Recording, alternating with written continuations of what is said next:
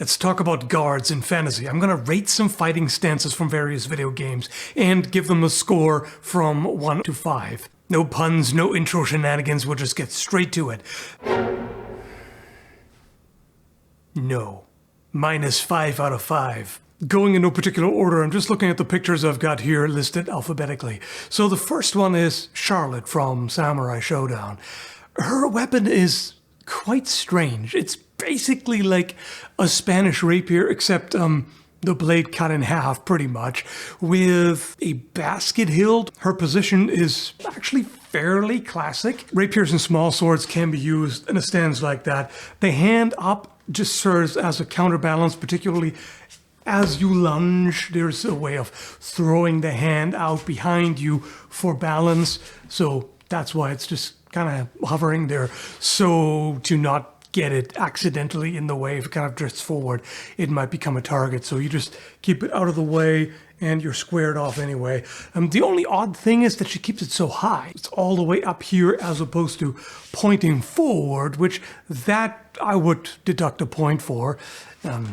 I should deduct 2 or 3 points for the high heels, but whatever, we're not talking about that right now. Normally you would bring the point forward to threaten the opponent with it and extend it all the way to actually use the reach, of which she doesn't actually have much. It's an extremely short, stubby little blade. It's like a short sword, basically, whereas a real Spanish rapier is a very long blade. I'm assuming that's just for gameplay balance, because otherwise she would be pretty overpowered with all that much reach. It's a little bit unconventional, but I would give it a 4 out of 5. Next is Crumb from Fire Emblem, showing what looks a lot like Oxguard in German longsword. Other names as well. It's fairly common in a variety of styles. This can be done in a number of ways. It can be higher or lower, more forward, more retracted, on either side. There's a bunch of different positions depending on the style. And in fact, I should mention, it can be a little bit difficult to evaluate how realistic or practical a stance is, considering how many different forms there are. Even if you look at the same thing, like the same type of sword in 15th and 16th century German sources, for example, like really narrowing it down, you see a bunch of different versions of the same guard, even named the same, but it looks a little bit different depending on the source. In fact, the way it's shown here, it looks like the guard called Ki, which is quite retracted. The blade is resting on the upper arm, basically, and the point is facing the opponent. The idea is that from here you can unwind into quite a powerful thrust. He's got one hand off it, so instead of holding on, it's like he's not really touching, it's just kind of hovering there. Seems a little odd at first, but when I think about Chinese swordsmanship, there are ways to use a sword with one hand, but the offhand is there for support. It can kind of push down a little bit to support it that way. And it can just kind of be in the general vicinity in case it's needed. So that could be this kind of thing, like it's not fully committed to gripping the handle, but it's just kind of there. For that, I wouldn't give it full points, but it's a perfectly valid stance otherwise. So aside from that minor detail, 4.5 out of 5, shall we say. Okay, here's a classic, Cloud Strife from Final Fantasy VII and beyond. This is textbook in a variety of systems. Centrally, hilt is low, point is forward. You know, there's some variations on that, how high it is exactly, but quite typically the hilt is fairly low and the point is aimed at about the opponent's throat or face. Not much to say here. If you look at the foot position as well, this is also very standard textbook. 5 out of 5. That's all I can say. Despite the gigantic sword, this is a perfectly realistic stance. Elden Ring. I'm not sure if I should even really rate this. It's not really much of a fighting stance. It's basically what I would describe as a condition orange ready stance. You're not fully relaxed. Fully relaxed would be blades pointing down. You don't have to expend any energy holding it upright. You don't have the sword raised up, ready to go. You can cut from there. The blade is already raised up. It's not going to be as powerful as retracting it a little bit further, particularly bringing the offhand out a little bit more so you can do a push-pull kind of movement to help jumpstart the blade and accelerate it quickly. But it's also not terrible. It's at least raised up. You can parry from there. And obviously flexing the knees and widening the stance from there is almost instantaneous. So this is like 3/4 of a guard. For Honor, Blackprior's Bulwark stance. This I would describe as, congratulations, you understand what a shield is. That puts you ahead of like 90% of video game characters, yourself included, by the way, with some movements. The damn shield is actually up doing what it's supposed to, and you're looking over top of it, so you're not blinding yourself to what the opponent is doing. Sword on the side, personally I would prefer if it was up here or on the back maybe, or even here, just a little more easily available there. All the way there, it takes a little while, but on the upside, of course, you can perform a pretty powerful cut from there. But you also can do that from here, so it's all right. Let's say 4 out of 5. Funnily enough, Geralt in Soul Calibur 6 does the same thing, except without a shield, which I don't particularly like. There's really not a whole lot of purpose. It's good for grappling, but of course not when you're standing in wide measure where you can't even reach. It's okay to have the sword low. There are things you can do from there, but if you retract and hold the sword behind you and keep the hand out, but there's nothing there to protect yourself, there's no parrying dagger or shield or anything, I don't quite see the point of that. What's the hand doing there? Now, of course, that could be a trap. It could be like, hey, look at this, don't you want to cut that juicy hand? And then you step back and countercut to the opponent's arm. Every stance can, almost every stance, can be purposeful if there is a strategy behind it. Even seemingly compromised positions can be a trap or otherwise accomplish something. Obviously, Geralt is a highly experienced, skilled swordsman, so he knows what he's doing, so I'm assuming he has some kind of reason for that. But his actual guard, like his parry position, is much better, which is, once again, Ox Guard. I prefer this position, or that, for parrying, or static blocks, I should say.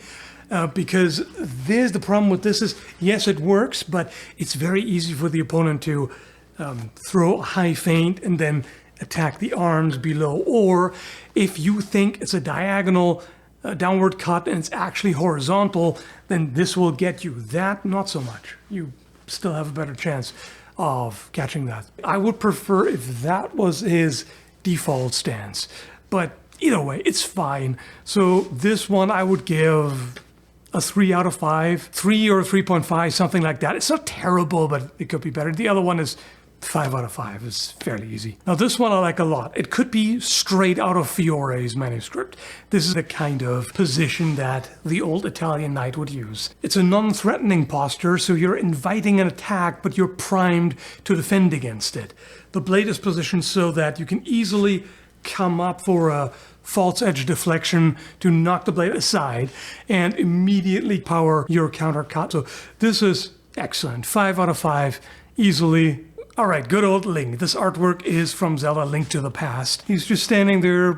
Oh, hang on. He's left-handed, and this is totally the wrong sword or knife for that. But anyway, so just kind of alert, ready, not quite a fighting stance, so I'm not going to rate that one, but we have some fighting stances. Another case of, yay, you actually know how to use a shield. Pretty unremarkable. Just shields forward, sword is low. It could be higher. It could be a little bit more ready, shall we say. But this is still fine. So I would give that a 4.5 out of 5. This, on the other hand, is not a case of knows how to use a shield. Rather the exact opposite. I hate my shield. I want it to be as far away from protecting me as possible. What are you doing? Also, what is going on with that shield? It has one strap. It looks like it's made of steel, so it's just kind of flopping around there. This Link really hates his shield. This Link actually likes his shield. Next up, Amaru from Samurai Showdown. This depends a lot on which version. They improved it quite a bit. In the first one, he has, again, the same stance that I mentioned earlier on in the video, except a much worse version of it. Whether you look at it through a HEMA lens or a Kenjutsu lens, this is just strange. In fact, I have to raise up my right elbow really awkwardly. Like, this makes no sense. You would have either, again, crossed arms or open arms, depending on which side. This all makes sense, whether you want to have the hilt high up or lower, more retracted, more forward, it's all okay. But this is bizarre. Like, the only thing I can think of from here is thrust like that, but why not start here? Makes a lot more sense. This is just awkward, and you cannot cut from here, like, at all. Like, what are you gonna do? You could maybe unwind and do an undercut, but it would be a very weak one. You would have to transition into a different guard to cut from there. By simply rotating the right arm from palm inward to palm outward, it becomes a perfectly effective stance and parry position. So that's a 2 out of 5. I almost wanted to give it less, but it's easy to fix. It's just weird as is. But they fixed it in later versions. Now he looks more like Genjiro, who's been doing it right the whole time. This is 5 out of 5. No complaint there. Then we've got Sigfrid from Soul Calibur. Despite the game otherwise not being particularly realistic, to say the least, that's a perfectly practical, functional guard, particularly for a large sword like that. A retracted position. Essentially, if you think about Wrathguard, some sort of retracted, ready to strike position like that, and you just lower the sword, right? That's basically that. So instead of being primed for a downward cut, you're primed for an undercut, rising. So there's nothing wrong with that, particularly for a large sword. That way you don't have to expend extra energy holding it up or whatever. Not that that's a problem for him, but it's economical, so to speak. So 5 out of 5 makes perfect sense. His parry is a little strange, depending on the angle. His hand is clipping through the blade, but whatever. It makes sense in a way, because if you have such a huge blade, particularly one that doesn't taper in profile, just stays wide all throughout, and is very long, then again you have the problem that there's so much leverage working against you at the end of it. So an opponent, even though it's huge and heavy, it may actually be good to support it further up. Because if you just statically hold it, again, long lever, if they hit up here, you may not actually be able to block. This is regardless of strength. This is not a strength issue. This is simply a mechanics issue. The only thing I find weird about that is holding it that high up. He's basically just protecting his face and nothing else. Like, you have such a large sword, use it. Like, you can basically do a crotch guard, hold the hilt low and support it up here, and you're good. Now you've covered everything, rather than just your face. To be fair, that's the only part that's not armored. He's wearing heavy plate armor everywhere else, except his face. He doesn't have a helmet, so I guess I can let it slide in that way, but I'm just not going to rate it. And finally, Tenchu. Rikimaru's stance has had an interesting evolution. So it starts out in the first game with a solid, wide stance. He's definitely ready to fight. Sword low, perfectly good. This is a 5 out of 5, no matter how you slice it, whether as a readiness stance or as an actual fighting stance.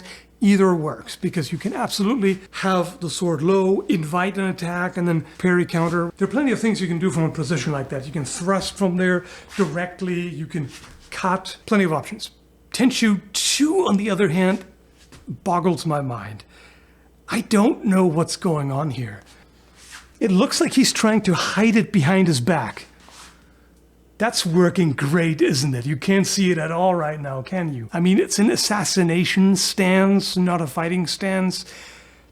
But 2 out of 5.